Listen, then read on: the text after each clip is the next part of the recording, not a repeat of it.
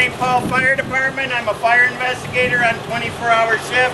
This is Captain Larry Goodman from St. Paul Fire Department. What we're here today to do is talk to you a little bit about fire safety, and we're going to do it with the help of our new kitchen cooking trailer, which we believe is the first in the country. And this was sponsored by money from the State Fire Marshal's Office, St. Paul Fire Department, some grant money, and a private donor. So we think this is first in the country. I learned it from a good friend down in Queensland, Australia, where they do it. So what we're going to do is talk to you about fire safety and how you can make yourself safer, because everybody always thinks, well, if I'm going to get injured or killed, it's going to be at work or at school or in a car crash. The number one place where you're most likely to get injured or killed is in your own home. Not at school or anywhere else, but in your own home. So can anybody tell me what the top 3 causes of fire are? Oh, they're telling you. Men, women, and children. You get rid of people, you quit having fires, because it's all the dumb things we do as people that start fires. It's not the stove's fault that you had a fire. It's the grease you left on there. It's not the cigarettes problem. It's that we fell asleep smoking that started the fire.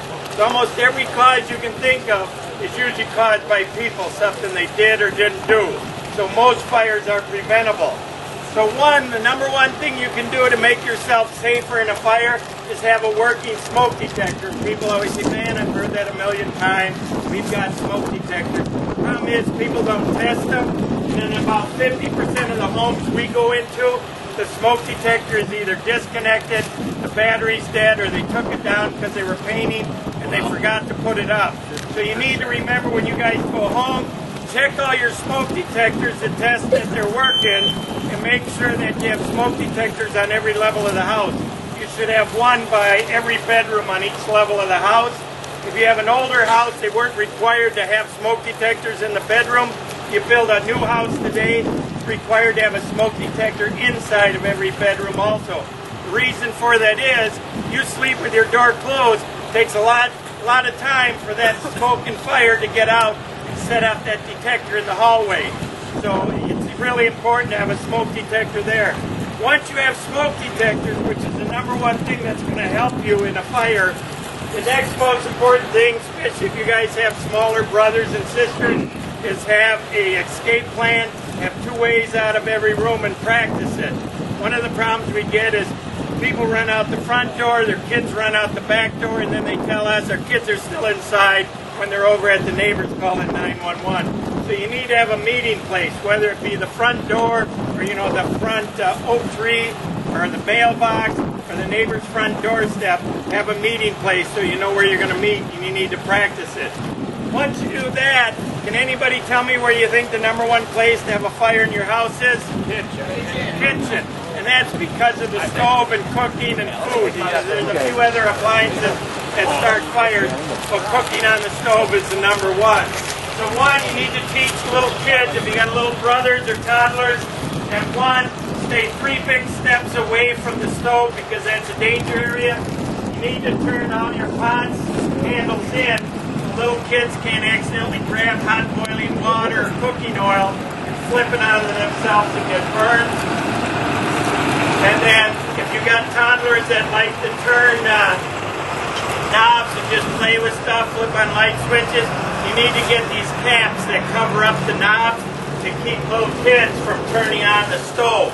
Also, if you have dogs that like to jump up and get food off your countertop, we've had 3 fires in the last 2 years where dogs have jumped up onto the counter to get food, and they turned on the stove and started the pizza boxes on fire, and another case of birthday cake.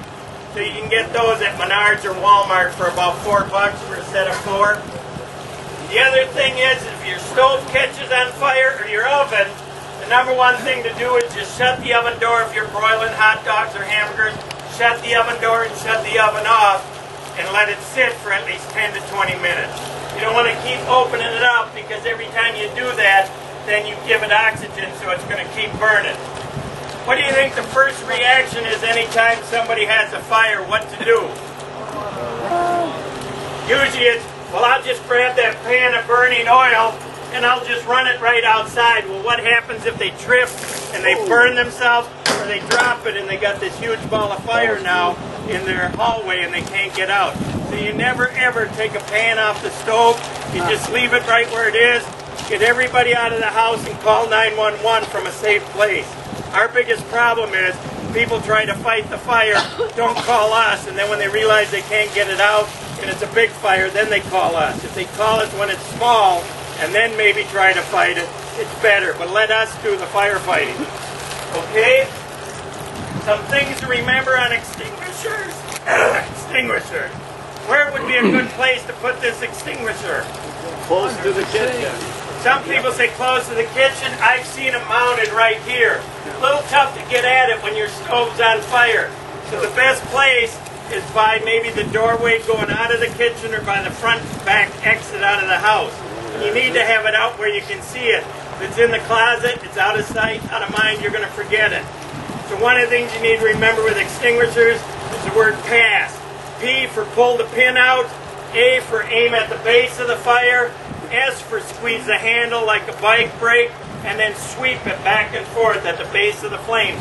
We could put out this fire with this extinguisher from 5 to 15 feet away.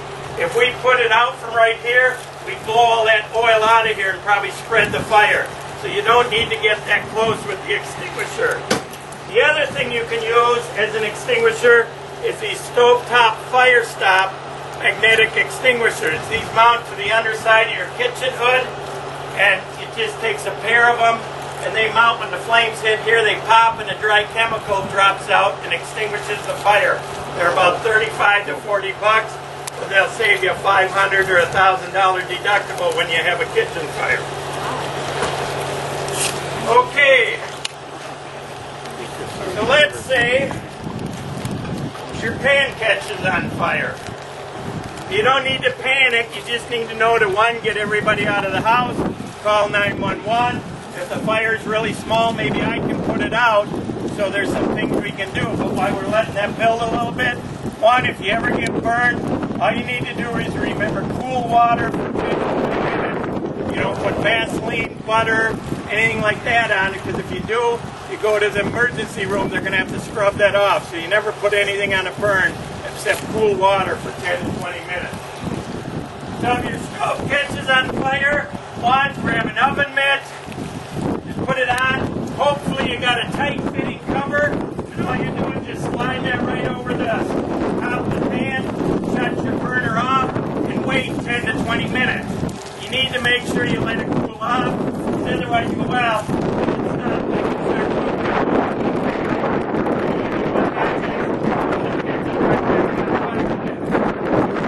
it's a lot of people don't have a tight fitting cover because they've lost them for other reasons. So one, you can take, here's a cake bottom for a cake to rest on. I can take that, put it right over, shut the stove off.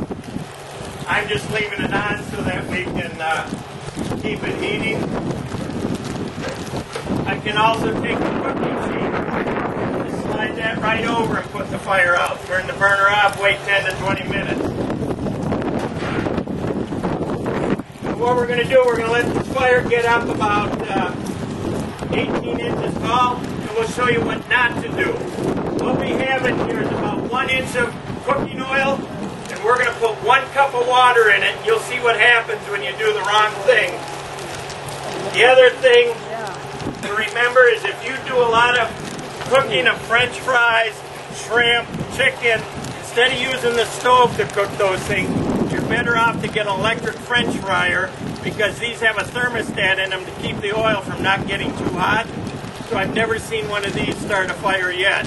So much better to get one of these than to cook on the stove, because there's no thermostat on your stove to prevent it from catching a fire. Yes? Can't you put salt in there and then put a lid on top and stop it quicker? The problem with salt is it doesn't work. Sometimes baking soda works, but what we really recommend is the cover works the best of anything. Is just put that on, or a baking sheet. Okay.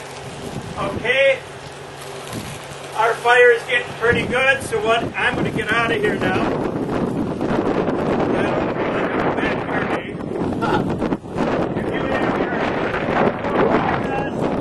Video cameras will do it on the count of 3. Like I said, that's just regular vegetable oil. Now imagine yourself grabbing that pan, and you're going to go up to the kitchen sink and just turn on the sink and put out this fire with water. Do it on the count of 3. 1, 2, 3.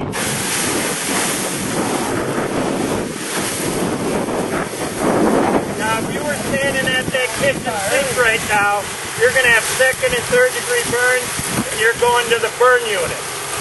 So one, never ever put hot water on a hot grease fire. Just put a cover on it or get out. I've had more people come up to me. One woman said she did that. She took the pan, put it under the sink, it melted her hand so that she couldn't let go of the pan, spun around and spilled all that hot grease all around, had to run through that to get out of the house and spend quite a bit of time in the burn unit. Wow. Any questions? Otherwise, thank you very much. Have a safe day. Woo! Round of applause. What about regular food? You weren't looking. Same thing. What is